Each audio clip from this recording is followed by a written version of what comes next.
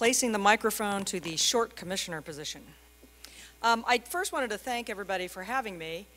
I wanted to thank Director Renteria for coming today. I called him and asked him to come, and he immediately, very graciously said yes. I've had a wonderful partnership with Director Renteria.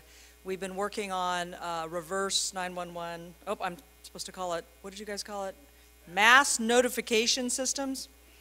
And we've been working on warrant issues together, watching the federal process to make sure we like it, battery backup issues involving non-landline phones, and most recently he was kind enough to come to a 211 meeting because we're trying to get our 211 systems to the rest of California.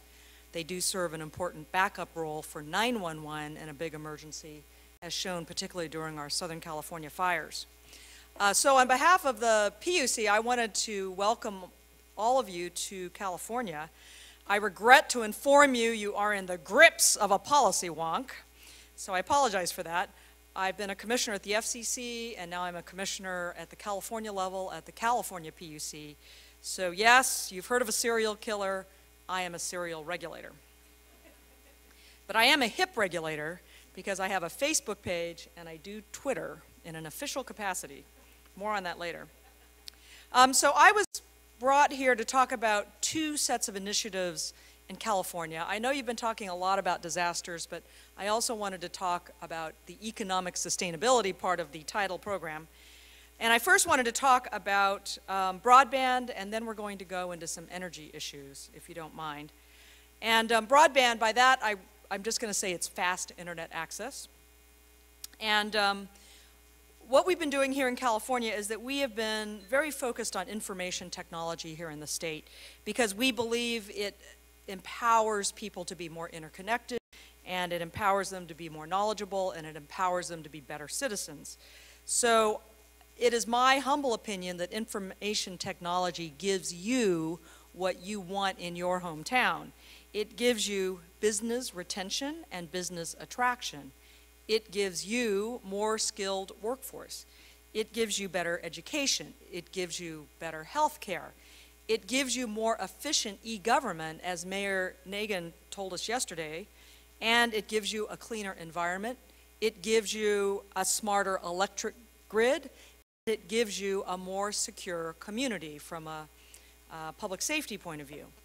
Now, other countries such as Japan, South Korea, Scandinavia, they already know this, and they have put very high-level federal focuses on getting better IT in their countries, and they do better as an economy as a result.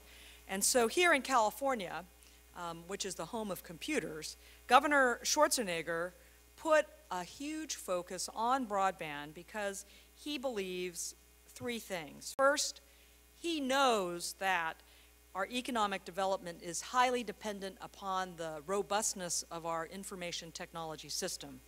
And this is really acute here in California because we have here Hollywood. We have here the computer industry. We have here the music industry. And so he understands how important IT is to our state because they are all competing globally.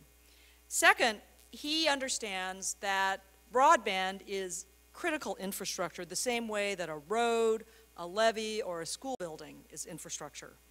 And third, the governor is very personally concerned about the digital divide. He does not want our poor and our disadvantaged or those that do not speak English left behind.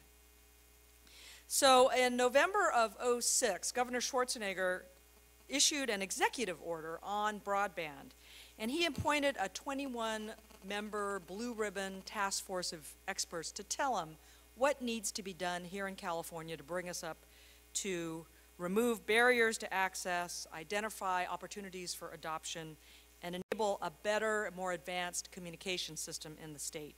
And I was very privileged to serve on this task force.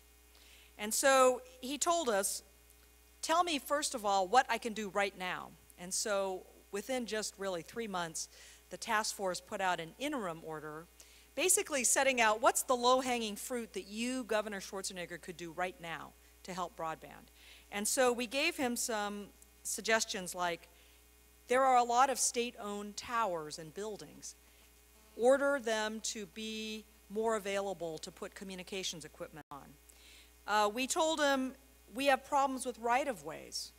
Help us facilitate getting right-of-ways for our communications infrastructure.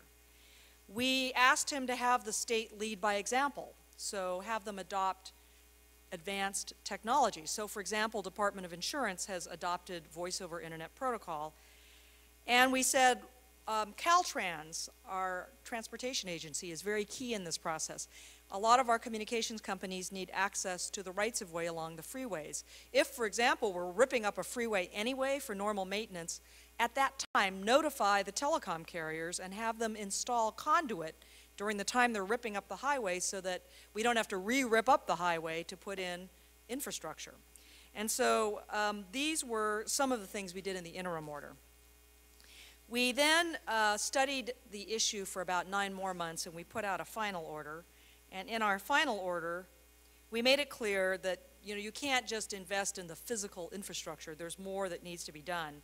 We adopted a number of policies that have to do with the adoption and the affordability of broadband. And I'm just going to quickly run over the 7 actions that we recommended. Build out the infrastructure, duh. 2, develop model permitting standards and encourage collaboration among the providers. We wanted to increase the use and adoption of broadband and computer technology, and we wanted to engage and reward broadband innovation and research in the state.